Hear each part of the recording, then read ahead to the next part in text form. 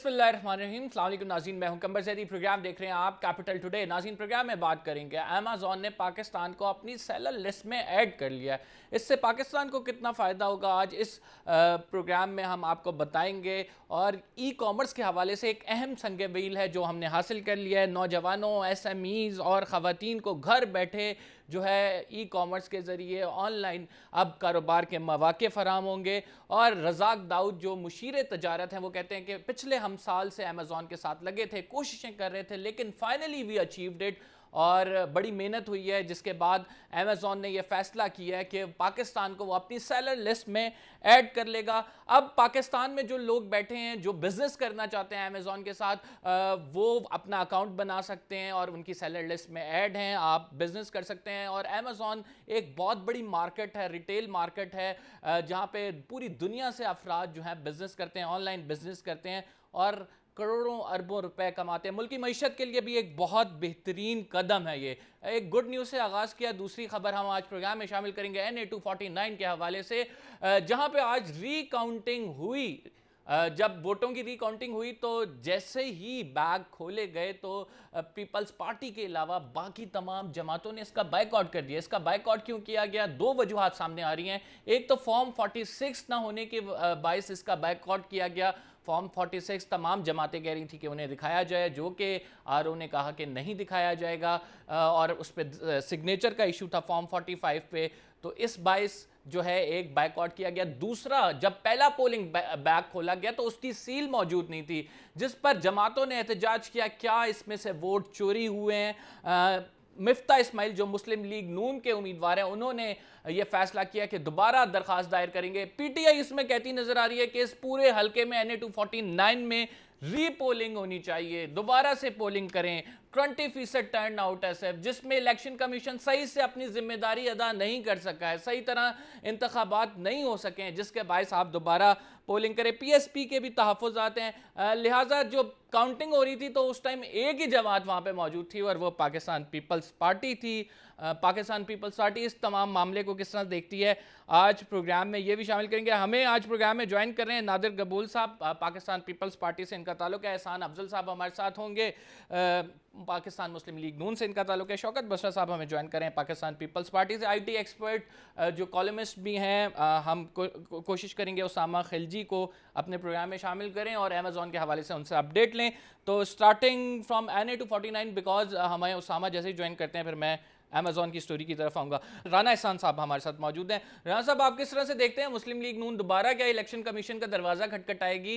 आज जो रीकाउंटिंग हुई है, आपने इस पर तहफ़्फ़ुज़ात का इजहार किया, क्या कहेंगे? देखें, बहुत शुक्रिया। हमारे जो तहफ़्फ़ुज़ात हैं वो बड़े सिंपल हैं। जो रीकाउंटिंग होनी है उसका फ़ायदा तभी होगा अगर फॉर्म 46 भी उसके अंदर शामिल हो। फॉर्म 46 का ये मतलब है कि टोटल कितने बैलेट्स इशू हुए, उसमें से कितने इस्तेमाल हुए। अब रीकाउंटिंग का मतलब है कि वो जो वोट जिस पे स्टैम्प पड़ा उनकी काउंटिंग हो रही है, लेकिन अगर कोई जाली वोट जो हैं वो बाकी जो बैलेट पेपर्स हैं जो उससे निकाल के इसमें डाल दिए गए, तो उसकी तस्दीक तो तभी मुमकिन है अगर आप फॉर्म 46 के तहत वेरीफाई करें कि कितने बैलेट्स जो हैं या काउंटर फॉइल्स जो हैं उसमें से कितने वोट इशू हुए और बकाया कितने बचे। तो तो ये जब तक टैली नहीं होता एहसान तो अफजल काउंटिंग साहब, ये बेमानी क्यों है। नहीं दिखा रही इलेक्शन कमीशन को? आपने दरखास्त की है फॉर्म 46 की, तो वो उन्होंने दिखाने से इनकार कर दिया। नहीं, आरओ ने दिखाने से इनकार किया। आरओ साहब को दिखाना चाहिए, उसके बगैर तो काउंटिंग का मकसद ही कोई नहीं है। दूसरा पॉइंट था कि जो पहला ही बैग आया वोटों का, जो पोलिंग स्टेशन का, तो उसकी जो सील है वो लगी नहीं हुई थी। तो पूछा गया कि ये सील क्यों नहीं लगी गई, तो वो बताया ये गिर गई होगी। तो ये जो बेजाब्तियां हैं ये बड़ी अच्छा, बाकी सीरियस बाकी बेजाब्तियां हैं। बैग्स पे सील थी। देखिए, हमने तो अभी जो पहला ही मंगवाया उस पर ही सील नहीं थी, तो ये तो आगे अगर कंटिन्यू होता। दूसरा, हमारी जो रिक्वेस्ट थी कि फॉर्म 46 को शामिल किया जाए, उसके बगैर काउंटिंग बेमानी है, बेमकसद है। कि आपके जो बैलेट्स बच गए वो भी देखे जाएं कि वो बचे पड़े उनके अंदर से ही कुछ इस्तेमाल करके इधर शामिल किए गए। तो देखिए, आपको बताना बिला वजह रीकाउंटिंग नहीं हो रही। 167 फॉर्म 45 ऐसे थे कि जिसके अंदर सिग्नेचर्स नहीं थे पोलिंग एजेंट्स के। ये बहुत बड़ी बेइज्जती है। दूसरा जो फॉर्म 46 है किसी भी कैंडिडेट को नहीं दिया गया, और 30 ऐसे फॉर्म 45 थे कि जिनका रिजल्ट जो हमें दिया गया वो मुख्तलिफ था और जो आरओ ऑफिस में सबमिट कराया गया वो मुख्तलिफ था। तो यहाँ जो बेजाब्तियां हैं इनके तहत ईसीपी ने अलाउ किया कि रिकाउंटिंग हो, और रिकाउंटिंग फॉर्म 46 से साथ होनी चाहिए। तो यही दरखास्त हम ईसीपी के पास दोबारा लेके जाएंगे, और ये हमने दे दी है दरखास्त आज मिफ्ता साहब ने, तो हमें उम्मीद है कि ये चीज अलाउ होगी। बसर साहब आपकी जानिब आऊँगा। बसर साहब मुझे ये बताएं कि क्या पीटीआई ये मुतालबा करती है कि NA 249 जहाँ पे इंतखाबात हुए हैं वहाँ पे दोबारा इंतखाबात कराए जाएं, क्योंकि ये टर्न आउट एक तो ज़्यादा नहीं था, दूसरा आज जो रीकाउंटिंग हुई है उसमें आप लोग भी सेटिस्फाई नहीं है? नहीं, ये कमर बात ये है, ये तो हर कैंडिडेट का राइट है ना कि वो इतराजात उठा सकता है, तो उसमें इलेक्शन कमीशन पाबंद है कि उनकी इश्यूज को सुने, उसके मुताबिक आइन और कानून के मुताबिक फैसला दे। अच्छा, इसमें पिटीशन आई, पिटीशन के बाद रिकाउंटिंग का ऑर्डर हुआ। क्योंकि हम सब लोग ही सियासी हैं और हम इलेक्शन कॉन्टेस्ट करते हैं, जब रिकाउंटिंग होती है तो वहाँ हमारा हम खुद मौजूद होते हैं, हमारे नुमाइंदे मौजूद होते हैं। फर्ज करें कि अगर मुझे ये काउंटर फाइल नहीं मिल रही या फॉर्म 46 नहीं मिल रहा, तो इतराज करना तो मेरा हक है ना। अब उस इतराज को टर्न डाउन कर देता है रिटर्निंग अफसर, तो वो लिख के मेरे इतराज को टर्न डाउन करेगा, ताकि कल अगर मुझे अपील में जाने का मेरे पास टाइम हो या अपॉर्चुनिटी में चाहूँ तो मैं वो अवील कर सकता हूँ। तो ये सारी कानूनी आईनी बातें, ऐसी बात नहीं है। और दूसरी बात, हम इसलिए कह रहे हैं कि देखें, जो कराची में इलेक्शन हुआ है वो 20% टोटल टर्न डाउन है, उसमें है। उसकी रिक्वेस्ट इसलिए हम कर रहे हैं कि एक तो रमजान मुबारक का महीना, ऊपर से टर्नओवर इतना कम, तो और तमाम जमातें ही एक दूसरे पे धांधली का इल्जाम लगा रही हैं कि तमाम ने कहा है कि वहाँ पर पोलिंग अच्छा नहीं हुआ, तो उसका ठीक है, तो सबके लिए निदान एक से, अगर दोबारा इलेक्शन हो जाता है तो मेरे ख्याल में किसी को बसर इतराज नहीं साहब होना देखें, अगर मुस्लिम लीग नून की बात की जाए, उनका बड़ा क्लियर मौक़िफ़ है कि इस इलेक्शन में सेलेक्ट किया गया पीपल्स पार्टी को। क्या पाकिस्तान तहरीके इंसाफ भी ये समझती है कि पीपल्स पार्टी को सिलेक्ट किया गया? नहीं, बिल्कुल नहीं। देखिए, जहाँ तक इलेक्ट और सिलेक्ट ये तो मसला है नून लीग का, सर ये तो इनका मैन्युफैक्चरिंग फॉल्ट है और इनको विरासत में ये चीजें मिलती हैं, रोना ही रोना इन लोगों ने। जब अगर ये आज जीते, देखिए ना, खुशाब में जीते हैं, वहाँ पे ये इलेक्ट हुए हैं, जहाँ पे ये हारेंगे उस वक्त तक वो सिलेक्ट होगा जब तक ये जीत नहीं जाएंगे। और अभी रिकाउंटिंग में भी मैं आपको बात बताऊं, अगर ये हार जाएंगे उस वक्त तक नहीं मानेंगे जब तक ये जीतेंगे नहीं। इनका तो प्रॉब्लम है, हमारा इश्यू और है। ये तो हमेशा इदारों को रिडिक्यूल करते हैं, इदारों के खिलाफ सोची समझी साजिश के तहत साजिशें करते हैं, उनके खिलाफ इल्जामात लगाते हैं। और अगर ये इक़्तिदार में हो, अगर ये वजीर आजम हो, वजीर आला हो, वजीर हो, तब सब अच्छा है। पाक फौज भी अच्छी है, अदलिया भी अच्छी है, मीडिया भी अच्छा है, तमाम चीजें अच्छी होंगी। और अगर ये इक़्तिदार में नहीं होंगे, हुकूमत में नहीं होंगे, तो खुदा न खास्ता इनको ये पाकिस्तान भी अच्छा नहीं लगता इनको। Okay, got your point. Nadir साहब मुझे ये बताएं कि इल्ज़ाम लग रहा है कि पीपल्स पार्टी ने जो ज़्यादातर पोलिंग अमला है वो स्कूलों के असातिज़ा का था। सईद गनी साहब का हम जानते हैं कि वो सिंध के वज़ीर तालीम रहे हैं और बड़े एक्टिवली कैंपेन लीड कर रहे थे। तो ये इस तमाम मामले पे भी तमाम पार्टीज़ को तहफ़्फ़ुज़ात हैं कि ये जो पोलिंग हुई है ये उस तरह से कंडक्ट नहीं की गई जैसे कंडक्ट की जानी चाहिए थी। How would you defend it? देखें, सबसे पहली बात तो ये है कि अगर इनका एक इल्ज़ाम हमने मान भी लिया कि तमाम पोलिंग स्टाफ था वो एजुकेशन डिपार्टमेंट का था, तो हर पोलिंग स्टेशन में हर पॉलिटिकल पार्टी के नुमाइंदगान वहाँ पे पोलिंग एजेंट्स मौजूद होते हैं। तो पोलिंग एजेंट्स की मौजूदगी में अगर कुछ हुआ है, कोई बेज़ाब्तगी हुई है, तो सबूत लेकर आए सामने, और सबूत लेके हमें थोड़ी देना है, इनको इलेक्शन कमीशन ऑफ पाकिस्तान को देना है। बिस्मिल्लाह करे, सबूत के साथ जाए। पर अगर सिर्फ इनको इलेक्शन का जो रिजल्ट है उसको डिले कराना है और अपनी हार नहीं माननी, तो ये तो देखें एक गलत और गैर जमहूरी रिवायत है, इसके हम सख्त खिलाफ हैं। इलेक्शन कमीशन ऑफ पाकिस्तान हम देख रहे हैं कि इस वक्त बिल्कुल गैर जानिबदार है और किसी भी पार्टी को फेवर नहीं कर रही है, और उन्होंने एक बहुत अच्छा इलेक्शन कराया है। हालांकि देखिए, हमें भी रिजर्वेशन थी कि रमजान के दौरान नहीं करानी चाहिए इलेक्शन। तो ये मुस्लिम लीग नून क्यों कह रही है इस सिलेक्ट किया आप लोगों को, और जो हमारे सामने चीज़ें आ रही हैं कि अगर सील यहाँ बैक पे फॉर्म 46 नहीं दे रहा आरओ, तो ये चीज़ें होनी तो नहीं चाहिए। वैसे आप क्यों काउंटिंग में बैठे हैं? देखिए, हमको तो इससे ज्यादा इस बात पे हैरानगी हुई कि जब नून लीग के कुछ रहनुमाओं ने बोला कि जो बैलेट पेपर्स हैं वो फौज की निगरानी में या फौज की सिक्योरिटी में दें।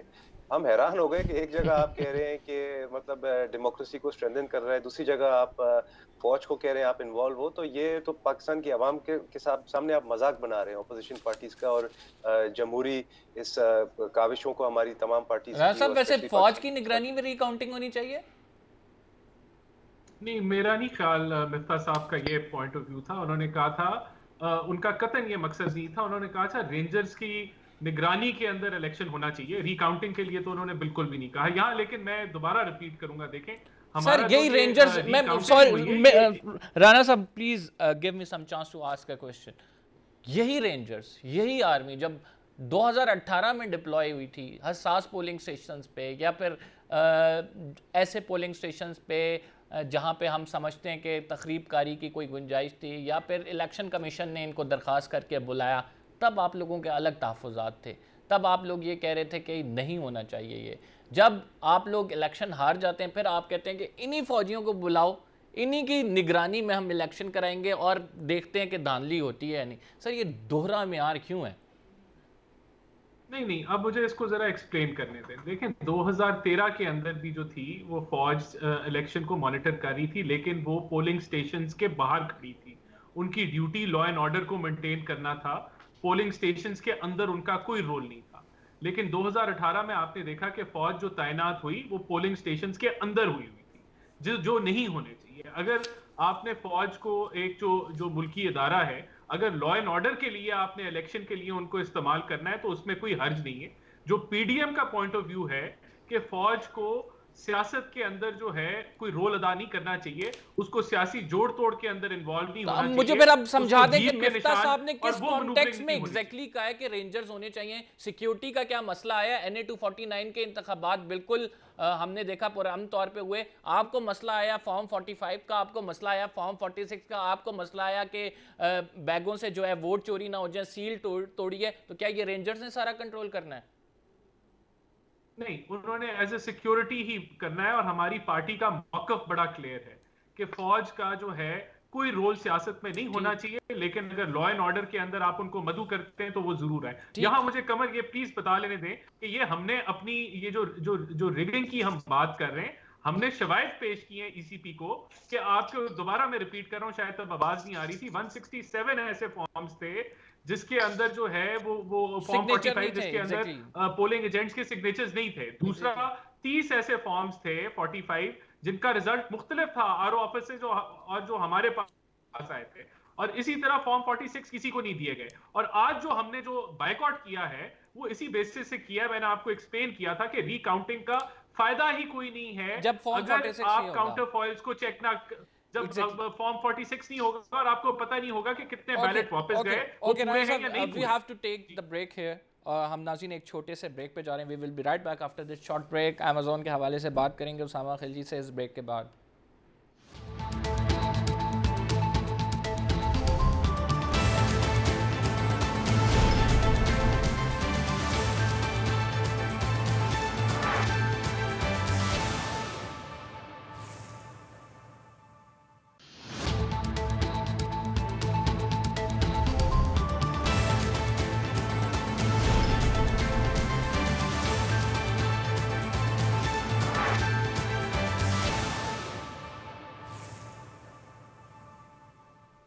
वेलकम बैक नाज़रीन। अमेज़ॉन ने पाकिस्तान को अपनी सैलरी लिस्ट में शामिल कर लिया है। ये डिसीजन कैसा है? मुशीर तिजारत साहब कहते हैं कि हम 1 साल से पीछे लगे हुए थे और 1 साल की कोशिशों के बाद finally we make it. Usama Khilji साहब ने हमें ज्वाइन किया है, सीनियर IT एक्सपर्ट हैं, कॉलमिस्ट भी हैं, डॉन पे कॉलम लिखते हैं। उसामा, बहुत बहुत शुक्रिया। मुझे ये बताएं उसामा कि हम अमेज़ॉन की सैलरी लिस्ट में शामिल हो गए हैं, क्या क्या फ़वाइद हैं? पाकिस्तान की जो अब यूथ है वो ई-कॉमर्स के हवाले से बड़ा एंथुसियास्टिक भी है, और हम ये देख रहे हैं कि ई-कॉमर्स का एक अहम माइलस्टोन हमने हासिल कर लिया है। जी बिल्कुल, ये बहुत अच्छा एक कदम लिया है हुकूमत ने, और इनको अप्रिशिएट करना चाहिए कि इन्होंने पूरी कोशिश की और इसमें पाकिस्तान सैलरी लिस्ट में आ गया। इसका मतलब ये है कि अभी अमेज़ॉन जो कि दुनिया का वसी तरीन जो ऑनलाइन ई कॉमर्स प्लेटफॉर्म्स हैं, तो एक अमेज़ॉन है, एक अलीबाबा है जो चाइना का है, अमेज़ॉन अमेरिका बेस्ड है। तो इसमें जो है अभी पाकिस्तानी लोग जो है, जो पाकिस्तानी प्रोड्यूसर्स, ट्रेडर्स, मर्चेंट्स हैं, वो अपने सारे प्रोडक्ट्स अमेज़ॉन पे डाल के बेच सकते हैं और दुनिया भर में इनके जो है प्रोडक्ट्स पे जा सकते हैं। तो जिस तरह हम अली एक्सप्रेस या अली बाबा से जब ऑर्डर करते हैं, चाइना से इधर सामान आता है, तो उसमें डिफरेंट सेलर्स जो है अपना वो बेच रहे होते हैं। तो अभी इसी तरह अमेज़ॉन के ऊपर भी पाकिस्तानी सेलर्स मौजूद होंगे। तो इसका मतलब है कि पाकिस्तान के जो एक्सपोर्ट्स हैं उनको एक बहुत अच्छी पुश मिल जाएगी इसके ज़रिए। उसामा, मुझे आप बता सकते हैं कि इस पे अकाउंट बनाने का या रजिस्टर होने के तरीकाकार क्या है, ताकि हमारे व्यूअर्स को पता लग सके? जी, आप इसमें अमेज़ॉन के सेलर्स प्लेटफॉर्म पे जो है आप अपना अकाउंट डालेंगे और अगर आपके पास इस तरह के सामान है, चीज़ें हैं जो आप बेचना चाहते हैं, तो उस पर फिर जब लोग ऑर्डर करते हैं तो फिर उस पे आप वो बेच सकते हैं। इसमें आपकी पेमेंट गेटवेज भी जो है लिंक्ड होते हैं, तो क्रेडिट कार्ड या डेबिट कार्ड के ज़रिए आपके पास फिर लोग जो है आपको पे भी कर सकते हैं उस चीज़ के लिए अमेज़ॉन के ज़रिए। और इसी तरह सेलर प्लेटफॉर्म पे आपको मैनेज करना होगा। तो मेरे ख्याल से जितने खासकर जो हमारे टेक्सटाइल इंडस्ट्री है, हमारी स्पोर्ट्स गुड्स की इंडस्ट्रीज हैं, और फिर जो छोटे स्टार्टअप्स और छोटे जो बिजनेसेस हैं जो ख़वातीन घर से जो है चलाती हैं, यंग लोग चलाते हैं, मेरे ख्याल से उनको भी इसका बहुत फ़ायदा होगा कि घर बैठे भी अगर आप चीज़ें जो है बना रहे हैं, उनको भी आप पूरी दुनिया में एक अच्छी कीमत पे और ऊंची कीमत पर भी उसको बेच सकेंगे। नाज़रीन, इसका फ़ायदा आपको ये होगा कि आपकी जो मार्केट है वो सिर्फ पाकिस्तान नहीं है, अब आपकी मार्केट पूरी दुनिया है। आप पूरी दुनिया में आप किसी को भी अपनी प्रोडक्ट बेच सकते हैं, आप अपना अकाउंट बना सकते हैं, ऑनलाइन सेलिंग कर सकते हैं। कोरोना वायरस के डेज़ में बड़ा इम्पॉर्टेंटली हम देख रहे हैं कि सारी दुनिया अब जब ई कॉमर्स की तरफ आ रही है, आप तमाम चीज़ें ऑर्डर करते हैं, तो इसी तरह आपको एक बूस्ट मिलता है। और जो एसएमईज़ हैं, स्मॉल एंड मीडियम इंटरप्राइजेस, उनके लिए बड़ा फ्रूटफुल है। उसामा, मुझे थोड़ा सा बता दें कि ये इकॉनमी को कितना बूस्टअप करेगा एज अगर हम वो करें, एक तो इंडिविजुअल की बात कर ली, अगर हम अपने मुल्क की बात करें तो कितना एक फ़ायदा मंद है पाकिस्तान के लिए? जी, ये तो इसी पे डिपेंड करता है कि इसके बारे में आगाही कितनी होती है जो हमारा बिजनेस कम्युनिटी है, और दूसरा ये कि इसमें स्किल्स डेवलपमेंट थोड़ी करनी पड़ेगी कि आप जो जितने भी आपके चेंबर ऑफ कॉमर्स हैं और फिर डिजिटल और आईटी स्किल्स की ट्रेनिंग भी हुकूमत उसमें काफ़ी फोकस कर रही है मुख्तलिफ सूबों में। उसके ज़रिए अगर मर्चेंट्स को बताया जाए कि इस तरह से आप इस पे जो है अपना अकाउंट बना सकते हैं, इस तरह से आप बेच सकते हैं। और मेरे ख्याल से इसमें एक इम्पॉर्टेंट पहलू ये होगा कि क्वालिटी कंट्रोल जो है पाकिस्तानी मर्चेंट्स मेंटेन करें कि अच्छी क्वालिटी की चीज़ें बनाएं, अच्छी मयार की चीज़ें उससे बेचें, तो तभी जो है ज़्यादा फ़ायदा हो सकता है। तो मेरे ख्याल से उसी पे डिपेंड करता है, लेकिन इस पे पोटेंशियल बहुत ज़्यादा है। और जब हमने देखा है कि मिनिस्ट्री ऑफ कॉमर्स ने इस पे इतनी मेहनत की है, तो आई एम श्योर और उम्मीद भी हमारी यही होगी कि इस पे आगे कैपेसिटी बिल्डिंग पर भी काम किया जाए सारे पाकिस्तानी स्मॉल और मीडियम एंटरप्राइजेस के साथ। बहुत बहुत शुक्रिया उसामा, आप हमें बता रहे थे अमेज़ॉन में अगर पाकिस्तान जो है सेलर लिस्ट में शामिल हो गया तो हमें क्या फ़वाइद हासिल होंगे। शौकत बसरा, जिनका ताल्लुक पाकिस्तान तहरीक इंसाफ से, उनकी जानिब बढ़ते हैं। बसरा साहब बड़े अच्छे इकदाम उठा रहे हैं। कल वज़ीर आज़म इमरान ख़ान ने जो हमारे पाकिस्तानी हैं बैरून मुल्क में, उनके लिए भी बड़ा पेन लेते हुए तमाम जो एम्बेसडर्स हैं उनसे ख़िताब किया और उन्हें बताया कि क्या क्या मुश्किलात आ रही हैं, और एक तरह से उन्हें सुनाई भी। लेकिन इस हवाले से बड़ा गम और गुस्सा पाया जाता है एक जो ब्यूरोक्रेसी है उसमें। गुज़िश्ता रोज़ हमने देखा फिरदौस आशिक अवान साहिबा वाला इंसिडेंट, और उसके बाद फिर इमरान खान ने भी अब खिताब कर दिया। तो ब्यूरोक्रेसी में एक जो अब ख्याल पाया जाता है वो ये है कि खान साहब जो हैं वो इंटरवीन कर रहे हैं मामलात में, और खान साहब जो हैं उनको सही गाइड नहीं किया जा रहा। आप समझते हैं खान साहब को गाइड नहीं सही किया जा रहा? उर्दू में कहते हैं सच को आंच नहीं, और पंजाबी कहते हैं सच आख्या भामड़ मच गए। ये पाकिस्तानी कौम का और ये जो पाकिस्तान के अंदर एक रूलिंग एलीट है ना, ये समझते हैं कि ये की जागीर है, यहाँ पर ये मुकद्दस गाय है, ये जो मर्जी करें, ये लूटें, ये सूटें, ये जायदादें बनाएं, इनके बच्चे बाहर के ममालिक में पड़े, इनके हर शहर के अंदर बंगले हों, लंबी लंबी गाड़ियां हों, ये अपने आप को पब्लिक सर्वेंट नहीं समझते हैं। और ये मैं समझता हूँ प्राइम मिनिस्टर इमरान खान पहली दफा कैसा वजीर आजम आया है जो हर तबका फिक्र के इश्यूज को एड्रेस कर रहा है, जो ऊपर से लेकर नीचे तक तमाम मामलात को एक नजर से देख रहा है, और खास तौर पर उनकी तवज्जो उन महरूमियों की जानब है, उन महरूम तबकों की जानब है जिनको आज तक नहीं सुना गया और उनके इश्यूज को एड्रेस नहीं किया गया। और उनकी जद्दोजहद जो 22 साल की प्राइम मिनिस्टर इमरान खान की दो पाकिस्तान है, ये दो जो कानून इंसाफ के कवानीन है, इनको बदलना चाहिए। उसके लिए मेहनत कर रहे हैं, भागदौड़ कर रहे हैं। जब आप ऐसे इश्यूज को टच करेंगे तो वहां से बहुत रेजिस्टेंस आएगी, बहुत शोर शराबा होगा। लेकिन वज़ीर आज़म इमरान खान कहते हैं हुकूमत तो क्या मेरी जान भी चली जाए, मैं अपने मिशन से पीछे नहीं हटूंगा। वो बारी लेने नहीं आए हैं। अल्लाह ने उनको एक बड़ी जद्दोजहद के बाद एक इक़्तिदार दिया है। अगर इसके नतीजे में कोई भी कॉन्सिक्वेंसेस हो तो उसको फेस करने के लिए तैयार है, उनकी पार्टी तैयार है। इसलिए इस बातों के भी नेवर बादर कि जी उन्होंने हक सच की बात की है। मैं समझता हूँ कि जो ओवरसीज पाकिस्तानी की पहली बात को हम ले लें तो फिर पाकिस्तानी की जो बात है, क्या ऐसे नहीं होता मेरे भाई? हमारे वो बहन भाई जो बिहार में दिन रात मेहनत मजदूरी करते हैं, एक एक पैसा इकट्ठा करते हैं और वहां पर वायसराय की तरह नहीं, मैं तो I totally support Imran Khan साहब ऑन दिस स्टांस। और ये बड़ा हम देखते हैं कि रुल रहे होते हैं बेचारे पाकिस्तानी और अम्बेसी उनकी बातें सुनने को तैयार नहीं होती। तो आप कोई आसमान से नहीं उतरे हुए जो आपके ख़िलाफ़ कोई बात नहीं की जा सकती। ब्यूरोक्रेसी में ये मसला ज़रूर है। मैं नादिर साहब से जानना चाहूँगा। नादिर साहब, खान साहब बात तो सही करते हैं कि यहाँ पे इतने माफियाज हैं कि जिस पर भी हाथ डालें तो वो चीखने लगता है और वो कहता है कि हमें ना छेड़ें, बाकी तमाम मुल्क आप सही कर लें, उसकी इस्लाह कर लें, फिर हमारी तरफ आइएगा। तो ऐसा क्यों है? देखिए, मैं आपको सच बताऊं, खान साहब वाकई में बातें बड़ी अच्छी करते हैं, मगर बातों से मुल्क नहीं चलता, अमल से चलता है। और कुछ एक्शन भी हो, सिर्फ बातें नहीं हो। अभी बसरा साहब बड़े मासूमाना तरीके से कह रहे थे कि खान साहब कहते हैं कि सब ने अपने बच्चे बाहर रखे। तो खान साहब के 2 बच्चे हैं या 3 बच्चे हैं, तो कंफर्म भी नहीं है ना। तो जितने भी बच्चे हैं वो तो बाहर ही रहते हैं, वो तो नहीं आते पाकिस्तान। सबसे पहले उनको लाए ना वापस पाकिस्तान के। भाई आप शौकत खानम में चलो काम करो या कोई और सोशल एनजीओ स्टार्ट करो, आवाम की खिदमत तो करो ना कोई आप। बाकी के बच्चे नजर आते हैं, अपने बच्चे नजर नहीं आते। और ये कह रहे हैं कि खान साहब अपनी हुकूमत छोड़ देंगे मगर अपने प्रिंसिपल्स पे कॉम्प्रोमाइज नहीं करेंगे। तो भाई आपने डे 1 से जो बुनियाद रखी अपनी हुकूमत की, एमक्यूएम पे आपने यू टर्न नहीं लिया। काफ लीग जिसको आप चोर कहते थे, डाकू कहते थे, उस पे आपने यू टर्न नहीं लिया। और कितने सारे आपके साथ लेफ्ट राइट में बैठे हुए जिनको आप गाली गलौज करते थे, उनको आपने साथ बिठा दिया हुकूमत बनाने के लिए। उस टाइम इसको यू टर्न नहीं बोलते हैं।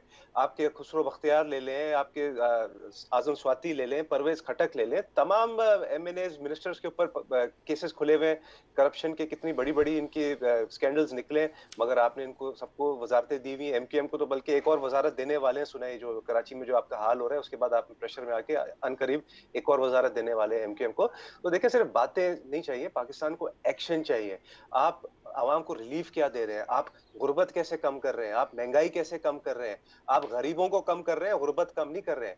आप रोजगार नहीं दे रहे, आप सिर्फ और सिर्फ आके फोटो सेशन कर रहे हैं, मीडिया टॉक कर रहे हैं। ये मीडिया स्टंट्स और मार्केटिंग स्टंट्स अब ये पुरानी हो गई। अब देखें, आपकी पार्टी इतनी ज्यादा अनपॉपुलर हो गई है कि 11 बाय इलेक्शंस हुए हैं पिछले कुछ महीनों में। 1-2 महीनों के अंदर आपने 10 शिकस्तें खाई हैं। और आप वेस्ट की बात करते हैं कि आप वेस्ट को जानते हैं। वेस्ट में ऐसा अगर हो जाता ना किसी प्राइम मिनिस्टर के साथ कि उसकी पार्टी इतनी लगातार 10 हार उनको मिलती, तो प्राइम मिनिस्टर खुद कहता भाई मेरी इज्जत बख्शो, मैं इस्तीफा दे रहा हूँ, मुझे समझ में आ गई है कि मैं बहुत अनपॉपुलर हो गया हूँ। तो आप अगर वेस्ट को फॉलो करना है तो सबसे पहले ये आप इस चीज में फॉलो करें ना, क्योंकि आप इतने अनपॉपुलर हो गए, आप जान छोड़े।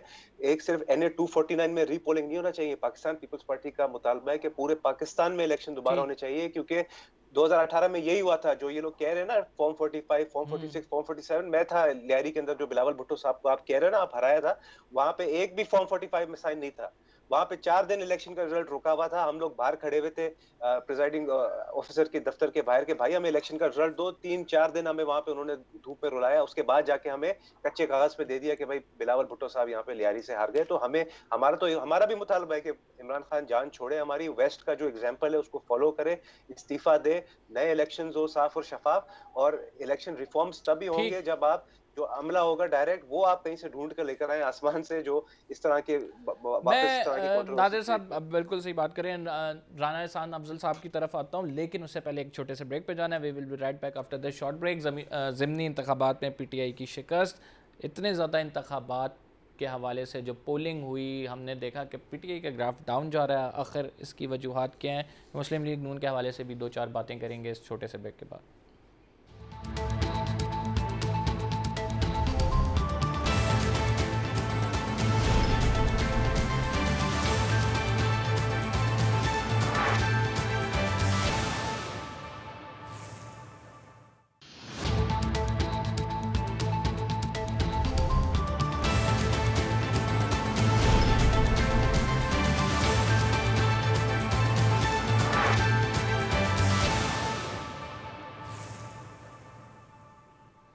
वेलकम बैक नाज़रीन।